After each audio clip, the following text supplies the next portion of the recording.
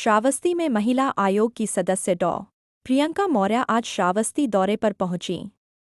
Police line सभागार में आयोजित जनसुनवाई में उन्होंने महिलाओं की समस्याएं सीधे सुनी और संबंधित विभागों को आवश्यक कार्रवाई के निर्देश दिए।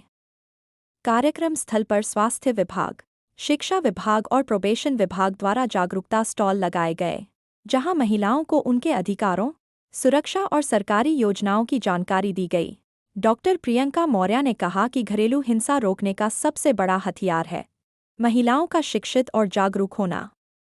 उन्होंने हर महिला से खुद को आत्मनिर्भर बनाने और गलत के खिलाफ आवाज उठाने की अपील की। देखिए, आज मैं श्रावस्ती में जन सुनवाई के लिए उपस्थित हूँ और जैसा कि आपने बोला कि महिलाओं की कैसे मदद की जाए, तो सर्वप्रथम मेरी ये रिक्वेस्ट सभी पेरेंट्स से है कि जब वो अपनी बेटी की शादी करें तो सबसे पहले सही उम्र में शादी करें। कानूनी तौर पे 18 वर्ष से ऊपर हो जाने के बाद विवाह होना चाहिए, लेकिन हमारे पास जितने भी केसेस आए हैं, ज्यादातर केसेस कोई 12 साल, कोई 15 साल पे ही शादी विवाह कर दिया जाता है। दूसरी चीज ये कि शिक्षा का भी जो बेस है वो जीरो है।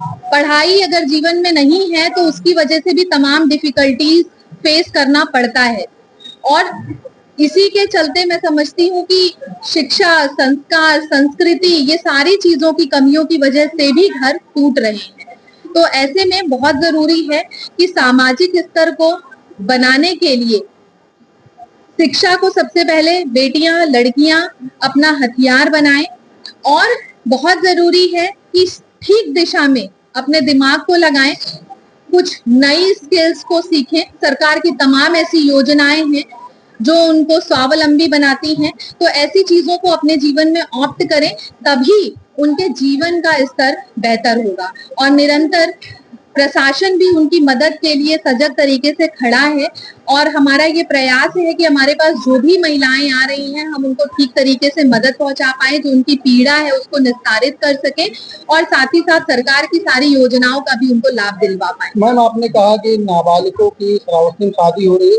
तो कहीं ना कहीं ये प्रशासनिक जो है वो इसमें प्रशासन की भी कमियां हो सकती हैं, जिससे नाबालिगों की जागरूकता नहीं हो पा रही है, लोगों को जागरूक नहीं कर पाया जा रहा है और उनकी शादी हो जा रही है। तो इसमें क्या लगता है आपको कि किसकी कमियां हैं जो नाबालिगों की श्रावस्ती में शादी हो रही है? देखिए, इस पे हम निरंतर काम कर रहे हैं और नो डाउट इसमें थोड़ा स्ट्रिक्ट एक्शन भी लेने की आवश्यकता है, क्योंकि अभी भी इस तरीके के केसेस आ रहे हैं, ये शॉकिंग हो जाता है। लेकिन हम क्योंकि श्रावस्ती में बैठे हैं और अभी मुझे यहाँ पे जन सुनवाई करते करीब 9-10 महीने से ज्यादा हो चुका है और हर बार हमें इस तरीके के केसेस मिलते हैं, तो परिवर्तन भी एकदम से नहीं आता है, ये बहुत समय से चलता आया है। इसको लोगों ने अपना सामाजिक स्तर एक कल्चर बना लिया है कि अगल बगल के लोगों की हो जाती है, इसलिए हमने भी कर दी। आज मैंने इस पे आज भी बात करी और इससे पहले भी जितनी जन सुनवाइयां करी हैं, हर में बात की है। लेकिन मैं इसको ये भी कहूंगी कि ये कहीं ना कहीं एक लैप्स है जिसको सुधारने की निसंकोच बहुत ज्यादा आवश्यकता है।